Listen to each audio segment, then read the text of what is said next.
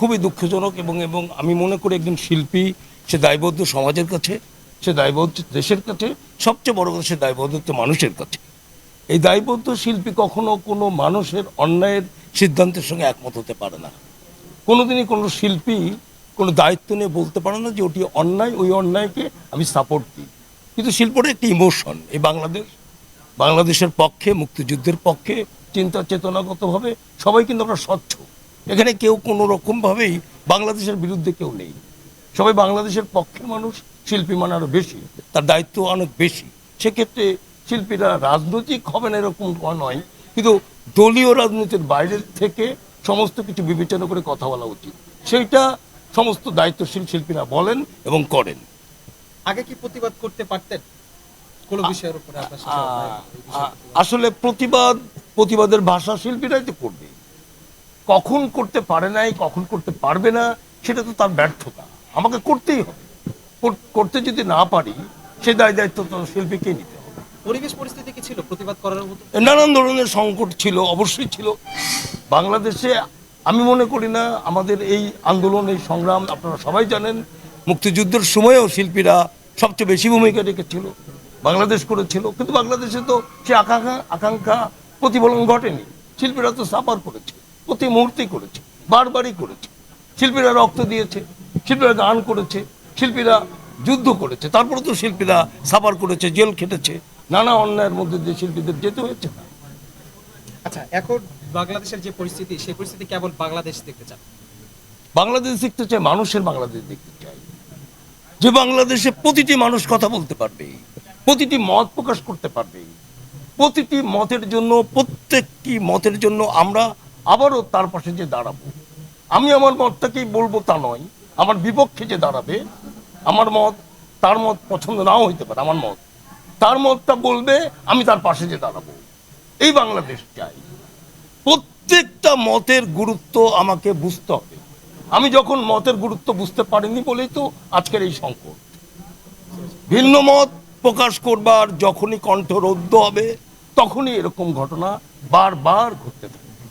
আসলে দেখেন, এমন একটা প্রক্রিয়া, এমন একটা বিশেষ ব্যাপার, কিছু কিছু ঘটনা আপনি আছেন, আপনি নিজেও কিন্তু টেকনোলজি এমন একটা জিনিস আপনাকে মেম্বার করতে পারে, আপনাকে যুক্ত করতে। প্রত্যেকটা ব্যাপার এখানে কিন্তু বলেছে, যদি সে রিয়েল অপরাধী হয়, সে কোন গ্রুপের আমি বলবো না, কে যদি কোনো অপরাধের সঙ্গে, কোনো অন্যায়ের সঙ্গে যুক্ত থাকে, অন্যায় তদন্ত করে যদি প্রতিষ্ঠিত হয়, তাহলে অবশ্যই তার বিচার হওয়া উচিত বলে আমি মনে করি। আমি মনে করি কি প্রত্যেকটা বিবেচনা করা উচিত, চিন্তা করে যে কেন ওটা করছে, কেন করলো। সে যদি সত্যি কোনো অন্যায়ের সঙ্গে যুক্ত থাকে, বা ওই যারা দোষর বলছি যেভাবে হোক, যদি তারা তাদের অন্যায় কাজের অংশীদারিত্ব হয়, তাকে কিন্তু ছাড়া যাবে না। আমি বললাম তো, যদি কেউ সঠিক কথাটা ক্লিয়ার, যদি কেউ মনে করে যে অন্যায় করেছে, অন্যায়ের কাছ থেকে লাভবান হয়েছে, সে গ্রুপ করেছে এবং গ্রুপকে অন্যায় কাজকে আরো ত্বরান্বিত করেছে, আমি মনে করি তদন্ত করে সে যদি যুক্ত থাকে তার বিচার হবে। আপনি বর্তমানে কি নিয়ে ব্যস্ত আছেন? কাজের ব্যস্ততা একটু জানতে চাই। আসলে আমি তো লিখি, আমি ডিরেকশন করি, এই দুটোতে আমার বেশি আগ্রহ।